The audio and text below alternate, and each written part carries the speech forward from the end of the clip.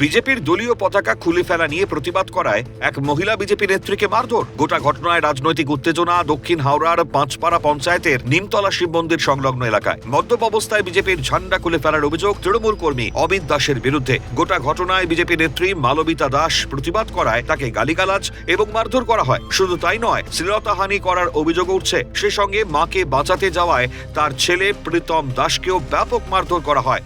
কিন্তু আমি যখনই যাচ্ছি এই কে ফেলছে, তখন এত নোংরা ভাষায় গাল পারলো, জানি ও মদ্যপ অবস্থায়।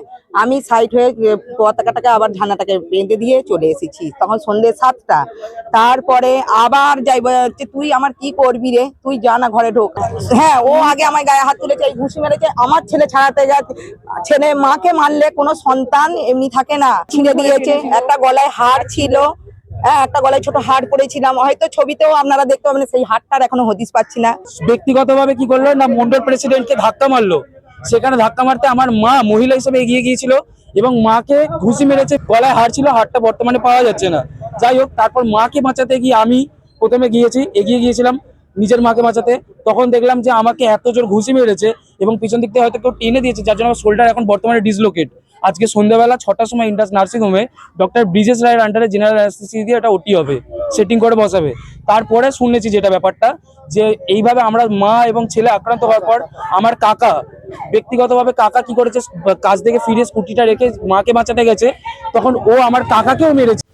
এরপর আহত মা এবং ছেলেকে চিকিৎসার জন্য নিয়ে যাওয়া হয় দক্ষিণ হাওড়া ব্লক স্বাস্থ্য কেন্দ্রে। এখানেই ঘটনা শেষ নয়। চিকিৎসার পর তারা অভিযোগ জানাতে সাকরাইল পুলিশ স্টেশনে গেলে অভিযোগ না নিয়ে উল্টে দক্ষিণ হাওড়া বিজেপির 3 নম্বর মন্ডল সভাপতি রবীন পাল ও মালবিতা দেবীর দেওর সোমনাথ দাসকে গ্রেপ্তার করে রাখা হয় বলে দাবি বিজেপির। থানার মধ্যে ওদেরকে লক আপ করে রেখেছে। বড়বাবুর সাথে কথা বলি, বলছে, আমি জিজ্ঞেস করলাম কেন অ্যাটাক করেছেন, বলছে দুপক্ষে কমপ্লেন আছে। কিন্তু আমি দায়িত্ব নিয়ে বলছি, তখন অবধি কিন্তু যারা তৃণমূল কর্মী যারা ছিল দুষ্কৃতীরা, তাদের পক্ষে দিয়ে কোনো কমপ্লেন করা হয়নি। এইটা পুরোপুরি তপন পাল আর প্রধানের স্বামী যিনি আছেন বাবলু সান্ত্রা, ওনার অঙ্গুলি হিলনেতে এই কাজটা বড়বাবু পুরো দলদাস হয়ে করেছে। আমরা চাইছি এরকম পুলিশ কেন অত্যাচার করছে বিজেপি কর্মীর ওপরে। এই বিজেপি কর্মীর উপরে অত্যাচার করলে কিছু করা যাবে না।